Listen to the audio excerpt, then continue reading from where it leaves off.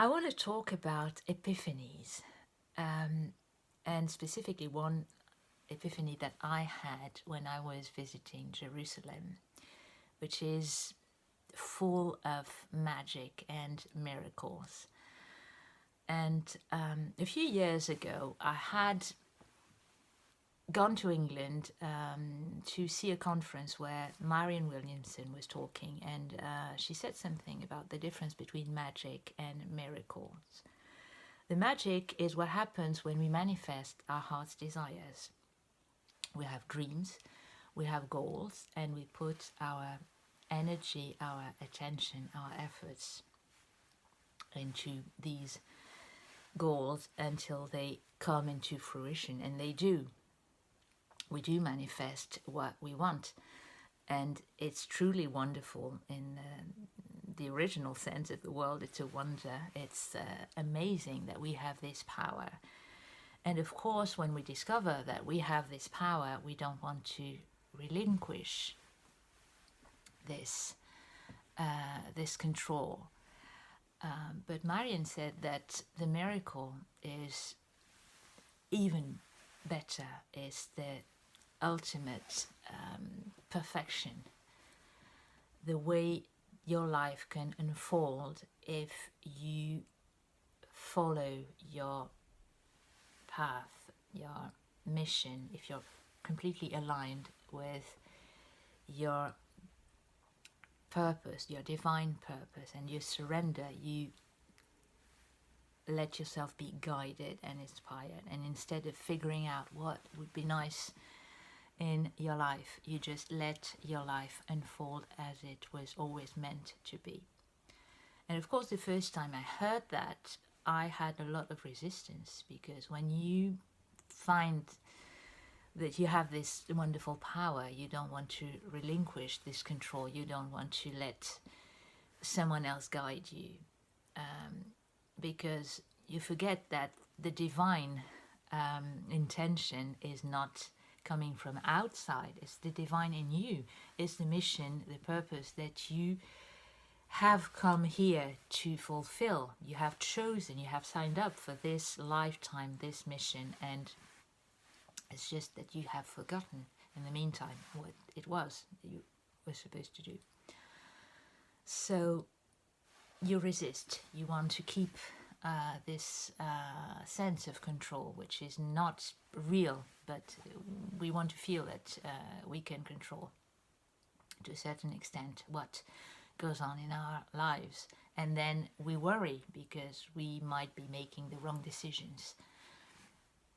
And when I read Eat, Pray, Love, Liz Gilbert talked about it, an epiphany she had. She was meditating, and all of a sudden she had all the answers. And she felt this wonderful sense of peace and serenity because all was well. And then she started thinking, oh, I wish it was always like that. And of course, when you start thinking, the bubble is burst and you come back to the material world and you start worrying again. But all the same, it's a life-changing experience. And once you felt that, your life will never be the same. And so, as I told you, I went to Israel nearly 2 years ago because my son was studying there. He was doing a year abroad as an exchange student, and he was based in Tel Aviv, but we visited several places in the country. And in the end, we went to Jerusalem, which was the most amazing place of all, of course. And one of the things I wanted to see in Jerusalem was the Wailing Wall, and I wanted to go there to pray because it's the most sacred place in the Jewish and Christian world, and it's a little piece of the wall of the temple, so it's a wonderful, miraculous place. And I had so many things I needed to pray for. I had terrible health concerns, money problems, relationships gone very, very wrong, and that I wanted to mend or or at least I wanted to find peace about what was happening. And there were so many things. I had a whole list. I even had a piece of paper with all the things I wanted to ask God to do for me and to remove from my life. And then I found myself in front of the wall. And in that moment, everything was gone. And the only prayer that came to me was, "Dear God, please use me. Let me serve. I want to spread the light. So use my voice, use all my abilities to help people."